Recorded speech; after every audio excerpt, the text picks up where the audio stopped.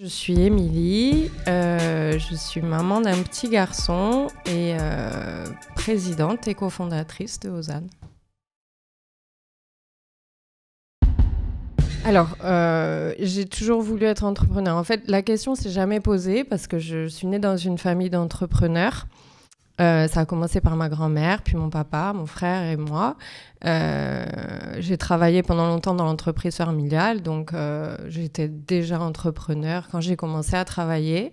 Et là, je continue avec Ozan. Donc j'étais au lycée, donc j'ai fait mon cursus scolaire à Ajaccio.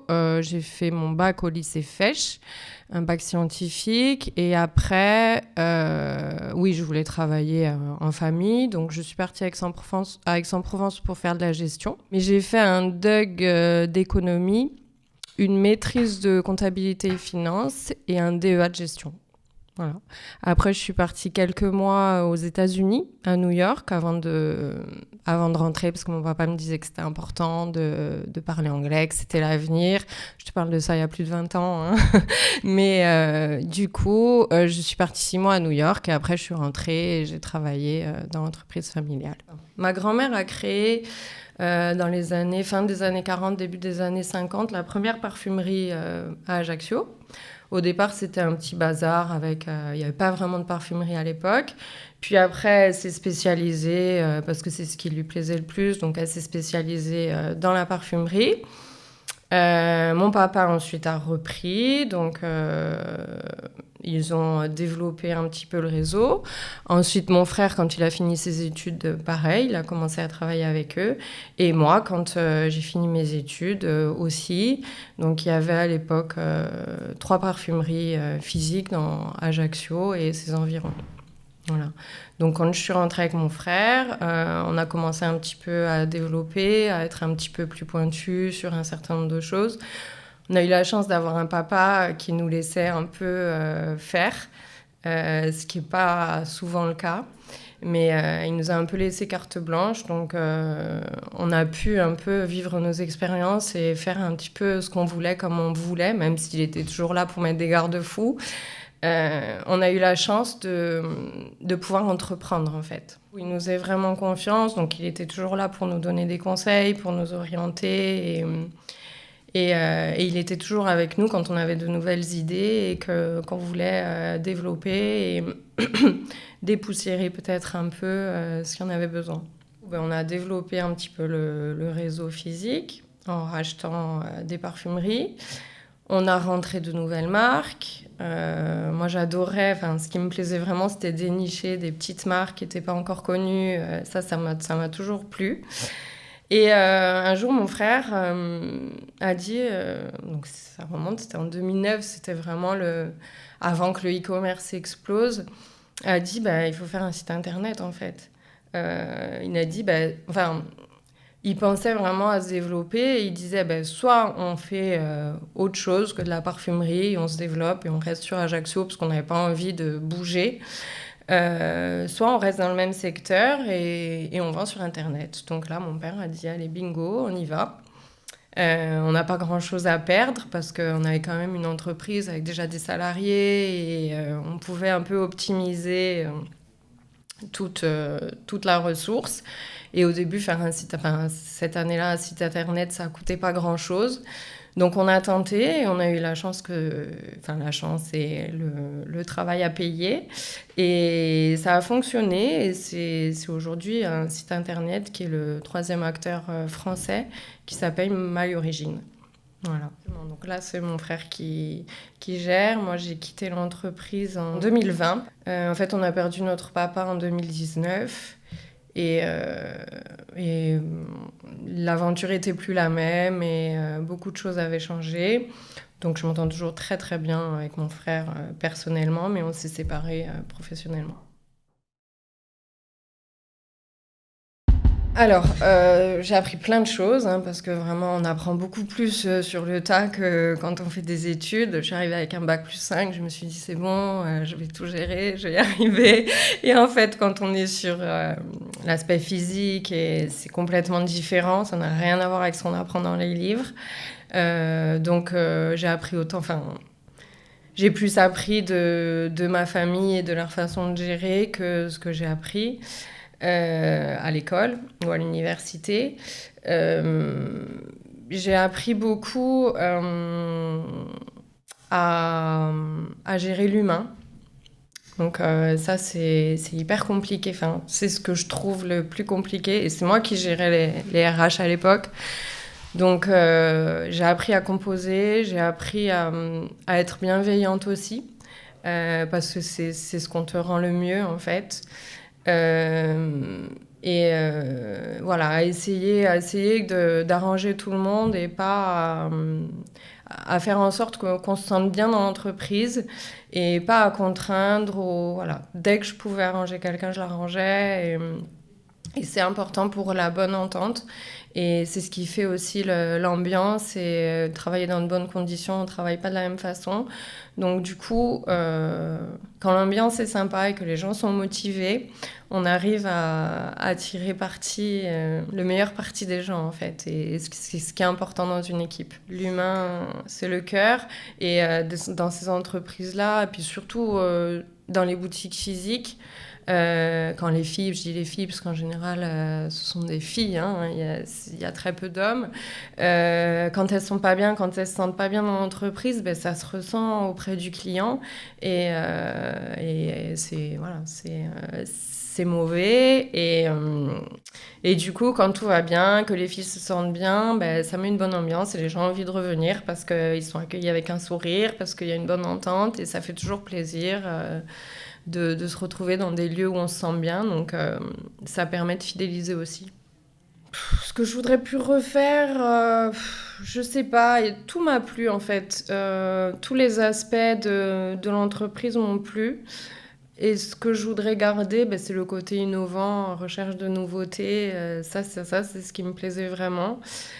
Faire bouger un peu les lignes et garder quelque chose, garder une entreprise bienveillante et conviviale et où les gens se retrouvent et voilà, quelque chose qui reste sympathique, doux et accueillant en fait. Même avant de penser à l'entreprise, je pensais à Flavie en fait. En fait, je me suis dit, oui, moi j'ai envie de créer quelque chose, j'ai pas envie de le créer seule parce que l'association a quand même des avantages. Moi, j'avais besoin aussi d'être rassurée. Et c'est vrai d'avoir toujours des avis, de pouvoir échanger, de pouvoir débattre. Ça fait aussi avancer. Et puis, bon, j'avais jamais travaillé seule avant et je me sentais pas de me lancer seule dans un nouveau projet. Et donc, avant de penser à Ozan, j'ai pensé à Flavie. J'ai dit, Flavie, moi, je veux faire quelque chose avec toi, en fait. Je ne sais pas encore quoi, je ne sais pas encore comment, il faut qu'on y réfléchisse. Mais c'est avec toi que j'aimerais bien faire quelque chose. D'abord, c'est mon ami, on s'entend bien. Voilà, ce côté très carré, très juriste, qui me manquait un petit peu aussi. Et donc voilà, ça s'est fait un petit peu naturellement. La vie a toujours été en responsabilité au respect de la santé, de par des parents médecins. Voilà. Et du coup, de fil en aiguille, on est arrivé à ce concept-là et à Ozan. Alors, avec Flavie, on s'est toujours connus parce qu'on a des amis en commun depuis longtemps. Mais on a vraiment commencé à se fréquenter, oui, à Aix-en-Provence, à boire des coups, je dirais. Et puis bon, on a tout de suite accroché, tout de suite matché. On a toujours fait toutes les deux un peu attention à ce qu'on mangeait. On commençait à manger bio. À l'époque, c'était vraiment le début. C'est vrai qu'on avait cette particularité-là. Et puis bon, après, Flavie est partie à Paris, moi à New York. Et puis quand elle est... Enfin, on s'est jamais quitté vraiment. On est toujours resté en contact et toujours amis. Et puis après, quand elle est rentrée travailler à Ajaccio, voilà, on s'est encore plus rapprochés, je dirais. Flavie, elle est très attentionnée. Et c'est quelqu'un, comme je te disais, de très droit, de très carré. Euh, Mais voilà, vraiment, elle pousse la chose dans ses moindres détails. Et après, bon, c'est une super amie. C'est quelqu'un avec qui on rigole et avec qui je passe de super moments et que j'aime avoir à mes côtés. Eh ben moi, en fait, j'étais du coup à 100% sur le projet. Flavie, après, du coup, elle était enceinte, donc elle était un peu en congé maternité, ce qui nous a permis aussi de pouvoir travailler ensemble à la maison et de pouvoir développer un petit peu le concept. L'aventure Rosanne commence, je crois qu'on a créé la société en septembre 2020. Et on était censé lancer en octobre 2021 la commercialisation. Ça a pris un petit peu plus de temps que prévu parce qu'il y a eu des imprévus. Donc on a lancé notre campagne Ulule en mai 2021. Les produits devaient être disponibles en octobre pour pouvoir livrer les premiers participants. On a travaillé sur la recherche et développement avec une entreprise spécialisée dans le naturel et le bio depuis 60 ans, qui n'avait jamais eu de soucis, super entreprise, super produit. On a réfléchi avec eux, travaillé avec eux pendant 1 an pour arriver au produit qu'on voulait. Et 15 jours avant la production, l'entreprise brûle. On avait travaillé en exclusivité sur ces formules, mais on n'était pas propriétaire de la formule. Donc en décembre, ils ont rompu notre contrat pour cas de force majeure. Et on s'est retrouvés sans rien du jour au lendemain parce qu'on n'était pas propriétaire des formules, qu'ils n'ont pas voulu nous donner la formule. Donc en janvier 2022, on est reparti de zéro, on a recherché de nouveaux partenaires et on a avancé. Et maintenant, on est propriétaire de toutes nos formules, bien entendu. On a lancé le site internet et on a commencé à développer un petit réseau de boutiques physiques. On a commencé en janvier. Et on travaille toujours dessus parce que pareil, c'est long de trouver des boutiques qui nous correspondent, de les faire adhérer au concept pour une marque qui n'est pas connue. Et donc on travaille là-dessus aussi. Parce que du coup, on s'est dit, bon, bah, on va mettre ce temps à profit et on va essayer de créer d'autres produits. Et du coup, on a sélectionné plusieurs partenaires avec lesquels on travaille toujours sur de nouveaux développements. On a commencé à payer le crédit, si tu veux, parce qu'on a fait un crédit bancaire. On a commencé à payer le crédit avant de pouvoir avoir les produits, avant de pouvoir commercialiser. Donc, il fallait vraiment, vraiment se bouger pour qu'on puisse survivre, quoi. On n'a pas trop eu le choix parce que l'événement, l'incendie nous a mis dans une situation vraiment, vraiment délicate. Donc on s'est posé un petit moment la question de continuer, d'arrêter, de savoir comment on allait faire, comment on allait pouvoir faire. Puis on s'est dit, bon, allez, on va tout donner, on va y aller. Et on verra bien si on y arrive ou pas, quoi. Donc c'est en bonne voie. Maintenant, il faut que ça continue. Non, ça nous aura servi de leçon.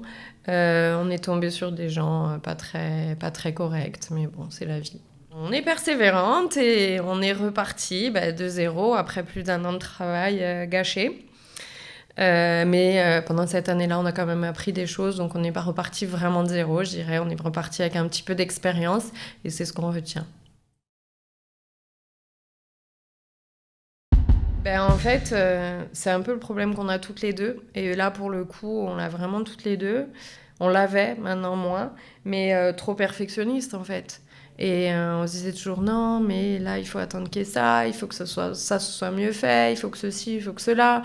Et les coachs, ils nous ont dit non, mais vous avez un produit, il faut y aller. Voilà. Alors, on avait un produit qui était des tablettes lave-vaisselle. Un peu compliqué de se lancer avec des tablettes lave-vaisselle. Donc bon, on a essayé de tirer un petit peu. Puis bon, on a ouvert le site en septembre, mais sans vraiment y croire, sans vraiment communiquer. On a attendu vraiment que ce qu'on pensait notre produit phare, c'est-à-dire la lessive, arrive. Elle est arrivée en décembre et là, on a ouvert les vannes. Mais c'est vrai que surtout depuis le début, on a toujours attendu, trop attendu parce que trop perfectionniste. Et maintenant, j'ai compris qu'il vaut mieux vaut fait que parfait. Et du coup, quand on peut, il faut y aller et s'améliorer avec les retours clients. Ça permet en fait d'améliorer les choses. Alors que on avait cette conviction que nous, on pensait savoir ce qui était le mieux pour les autres. Mais en fait, non, on sait ce qui est le mieux pour nous, mais pas pour la majorité des gens, peut-être. Donc, du coup, voilà, ils nous ont bien fait comprendre et ça a été génial. Ça a été 5 jours qui nous ont vraiment appris beaucoup de choses, notamment ça, de se dire, ben voilà, quand vous avez quelque chose, allez-y et testez le marché. Ça sert à rien d'attendre dans votre coin, de penser d'essayer d'améliorer, de trucs, de machin, alors que autant ça correspondra pas du tout à ce qui est attendu. Donc allez-y, testez, faites des retours et ensuite améliorez et repartez. En immersion pendant 5 jours avec des super coachs et des super entrepreneurs, c'était important pour nous, ça a vraiment été un déclic. Oui, oui, j'étais déjà maman, mon petit garçon avait 2 ans. Donc du coup, ben, bon, ça a remis plein de choses en question. Ça m'a beaucoup chamboulée parce que j'étais très proche de mon papa. Et j'avais besoin de prendre du recul, de souffler. Et du coup, j'ai pris quelques mois pour moi quand j'ai quitté Divabox. Et, euh, et après, ben, il a commencé l'école. Et puis, bon, il fallait absolument que je travaille. Donc, du coup, j'ai commencé à réfléchir à un nouveau projet. Euh, je voulais pas de commerce parce que pas de commerce physique du moins parce que pour plein de raisons, la gestion du personnel dans ce domaine-là c'est compliqué. Donc du coup j'ai commencé à réfléchir un petit peu, j'en ai parlé à Flavie aussi. Euh, et mon petit garçon avait des problèmes de peau, de l'eczéma, une peau très atopique. Et la pédiatre un jour m'a dit faites attention à la lessive que vous utilisez parce que ça peut l'irriter, ça peut. Alors moi j'étais à milieu d'imaginer des choses comme ça. Et puis donc du coup j'ai commencé un petit peu à me renseigner, à lire et tout ça. Et en lisant des études, j'ai appris que l'air intérieur était plus pollué que l'air extérieur. Et je me suis dit, bon, l'endroit dans lequel on vit, on passe énormément de temps, notamment toute la nuit. Ça peut nous causer donc, des maladies, des troubles. Je me suis dit, là, il y a peut-être quelque chose à faire pour rendre nos intérieurs plus sains, en fait. Voilà. Et là, l'idée d'Ozan a commencé un petit peu à germer. Et de fil en aiguille, on est arrivé là où on en est aujourd'hui. J'ai la chance de pouvoir gérer mes journées comme je veux. Donc ça me permet de m'occuper aussi de mon petit garçon. Je peux l'amener le matin à l'école. Certains jours, je peux aller le chercher. Le week-end, je suis disponible pour lui. Donc en fait, quand je suis avec lui, je suis à 100% avec lui. Quand je travaille à 100%. C'est une organisation. Ça demande aussi d'être aidé. Mais ça se gère bien. Et puis c'est l'avantage d'être entrepreneur, d'avoir cette flexibilité qui permet de jongler sur le temps pro et perso et de pouvoir s'organiser comme on a envie. Et non pas qu'on travaille moins qu'une personne salariée, mais on travaille autrement et on a des journées qui sont souvent plus longues, mais qui sont un peu plus atypiques. J'ai appris beaucoup de choses que j'avais pas appris dans l'entreprise familiale où j'étais quand même soutenue et qui était une entreprise solide quand je l'ai intégrée. Du coup, ben là, chaque risque doit être étudié. Il n'y a pas de filet en fait. Donc il faut vraiment faire attention à tout ce qu'on fait. J'ai appris à prioriser. Et j'ai appris à être méfiante, en fait, que j'étais pas du tout avant. J'étais peut-être un peu trop naïve. Mais du coup, voilà, ce coup dur de l'incendie, du coup, mieux choisir les partenaires, même si sur le papier, c'était le partenaire parfait. Mettre des garde-fous, en fait. Voilà, être plus méfiante et faire moins confiance. Euh, voilà, et à persévérer.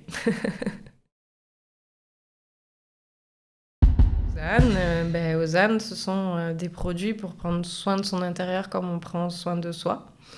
Parce que c'est vrai qu'on fait attention au quotidien de plus en plus à ce qu'on mange, à ce qu'on se met sur la peau, à notre façon de consommer, à notre bien-être. On fait du sport.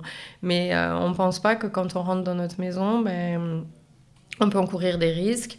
Et du coup, on aimerait voilà, que cette maison soit aussi un écrin dans lequel on ne prend pas de risques et on vit avec des produits sains et aussi des produits jolis, parce que moi, je viens de l'univers de la cosmétique et j'ai quand même voulu garder ce côté cosmétique des produits. C'est pour ça qu'on les appelle aussi produits de beauté de la maison. On a voulu aussi que d'aller acheter sa lessive devienne aussi un achat plaisir, qu'on achète quelque chose de joli et que ce ne soit plus une contrainte. Voilà, la priorité restait quand même le respect de la santé, donc avec des ingrédients naturels, réduire les formules, pas mettre des ingrédients qui servent à rien, des colorants, des choses comme ça, des parfums trop irritants. Donc voilà, on garde l'essentiel, on le rend joli et pratique autant que possible. Donc aujourd'hui, la gamme est composée d'une lessive, d'un vinaigre ménager mais qui est parfumé, donc c'est vraiment un produit polyvalent et où on a enlevé l'aspect désagréable du parfum du vinaigre. On a donc des tablettes lave-vaisselle qui sont saines, sans perturbateurs endocriniens, sans allergènes comme tous nos produits et qui sont toutes nos formules sont biodégradables aussi. Et on a un savon détachant, donc ça c'est conçu pour nos enfants. Les taches de chocolat, d'herbe, de peinture, voilà, rien ne lui résiste. Et une brume de linge pour ceux qui aiment avoir l'odeur parfumée du linge à vaporiser sur le linge ou sur nos intérieurs, qui est conçu en Corse. Ainsi que le vinaigre. Et on a voulu être identitaire sur notre parfum parce que il a été conçu ici et il est à base de symboles un peu de la Corse qui sont la myrte et la clémentine. La lessive est sans odeur. Alors on y a incorporé un peu d'eau florale de lavande parce que sinon il y avait quand même l'odeur des savons et des tensioactifs qui sentaient pas, qui sont pas très agréables. Donc du coup, l'eau florale de lavande adoucit un peu tout ça, mais il y a une petite odeur, mais il n'y a pas de parfum, pour que ça puisse être adapté à toute la famille et dès la naissance, pour les femmes enceintes, les bébés, les personnes allergiques, souffrant d'eczéma, ou voilà, il n'y a pas de risque pour ces gens-là, ça peut être utilisé sur toute la famille sans souci. C'est vraiment ce qu'on voulait, voilà, que les gens ne se posent pas de questions en utilisant nos produits, qu'ils n'aient pas besoin de décrypter les ingrédients, même si on les a affichés, notre composition, alors qu'elle n'est pas obligatoire sur les produits d'entretien. Voilà, on voulait que les gens soient sûrs d'utiliser des produits sains qui n'aient pas d'impact sur la santé de leur famille.